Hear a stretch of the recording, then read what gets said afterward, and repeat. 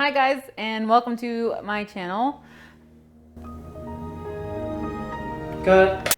Today we are starting a new series called Straight Out of the Book, and I'm really excited to start this because this is something my husband and I talked about that I thought would be challenging for me and just fun to do is literally get a cookbook from anywhere, whatever it is, and each month I'm going to be working on recipes out of this book. That's why it's called Straight Out of the Book. So the book that we're working on for this month is called Japanese Soul Cooking. And the authors and the ones that created this book is Tadashi Ono and Hara Salat. If you want to purchase this book and you want to follow along with me, you can purchase this at Barnes & Nobles. That's where I got it, but I will look elsewhere and link the descriptions on the bottom so you can actually look for them and just click them and buy it. That way you can follow along with me.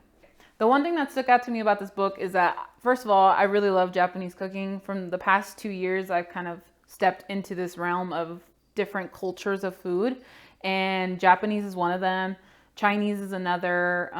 Indian cuisine, just a lot of Asian countries have been really like, my palate has been fiending for it. So what we're making out of this book today is gyoza. That's the first ever recipe that we're gonna tackle today, which I'm really excited about. I wanted to do something simple but not too overwhelming for my first episode, so it runs a little bit smooth.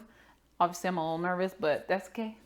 We're gonna get to it. But yeah, let's get started. So we're gonna start by taking 3 cups or 8 ounces of green cabbage, and you want to chop it finely. So after your cabbage has been chopped, you want to take a half a teaspoon of salt and sprinkle it in and combine your cabbage with the salt. So this step is important. You want to make sure that you add that salt to your cabbage, because what it does, it draws out the liquid from your cabbage, and so that way your gyoza doesn't become watery. So we're going to let the cabbage sit at room temperature for 15 minutes. When it's ready, you're going to transfer the cabbage to a clean kitchen towel, large cheesecloth, or even paper towels, and you want to roll up the cloth and wring out the liquid in the cabbage. While that has been wringed out, let's move on to the next couple of steps. So now we're going to take a cup and a half of nira, which is Japanese green garlic chives. You want to cut the edges off by 2 inches to remove the hard stem, and then finely chop. And if you cannot find this in your supermarket or an Asian market is not available to you, then you can opt out for just regular chives. So now we're going to take 2 cloves of garlic, and you want to finely chop it. It should equal to about a tablespoon. And then we're going to take an ounce of ginger. You're going to peel it and you're going to chop it, and it should also be a tablespoon, and go ahead and pour that into your cabbage mixture. And now we're going to take 2/3 of a pound, or I should say 10 ounces of ground pork. But in this recipe, I opted out to just put 16 ounces, a whole pound, because I didn't want to leave the extra 6 ounces with nothing, which you can do too, and the recipe came out fine. So we're going to take 2 teaspoons of soy sauce, 2 tablespoons of toasted sesame oil, a half a teaspoon of ground black pepper, a half a teaspoon of salt, 2 teaspoons of sugar, and 2 tablespoons of katakuriko, which is potato starch. So now we're going to use our hands to mix the ingredients together. You can use a glove if you don't want to get your hands dirty. And so we're going to mix this for about 2 minutes, and you're going to mash and mush the mix together between your fingers so it turns into a sticky filling that will hold together when you spoon it into a dumpling skin.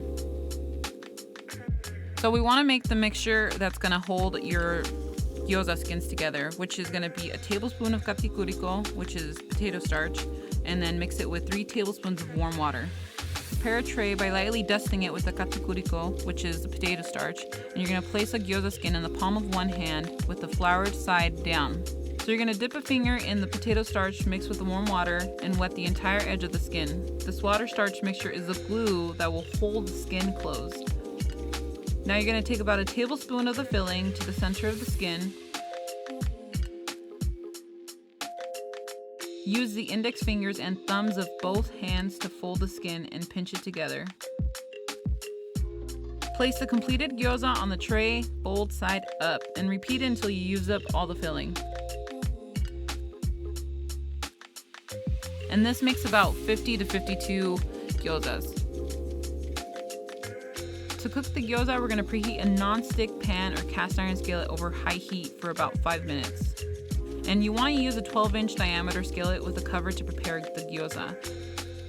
When the skillet is hot, Add a tablespoon of the sesame oil, making sure the entire surface is coated, and you can use a wadded up paper towel to carefully spread the oil.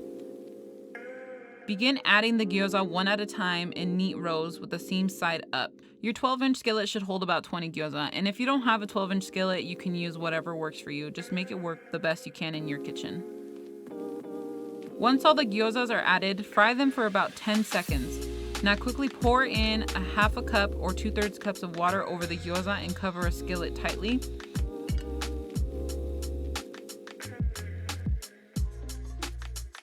Cook over high heat for about 4 minutes. After the 4 minutes, uncover your skillet and there should be no water remaining.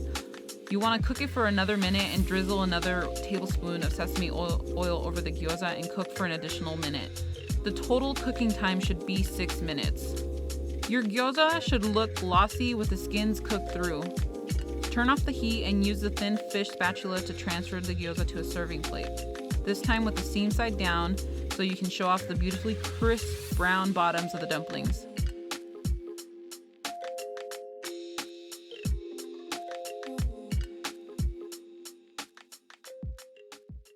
All right, this is the finished product. They're super crispy, they're glossy, smell freaking fabulous. Honestly, I'm really excited to try these. I did not make the ryu sauce, I did not make the dipping sauce that you can make on the book because I already have a dipping sauce that I made a week and a half ago. It's leftover sauce with my pork belly, the Chashu that I made. So it's just leftover. I will put the recipe link on the bottom. That way, you guys could try it. Honestly, it's super good. We're gonna try it with that, and then we're gonna take some chili crisp oil because this stuff is, it's the good old boy fashion, man. Dip.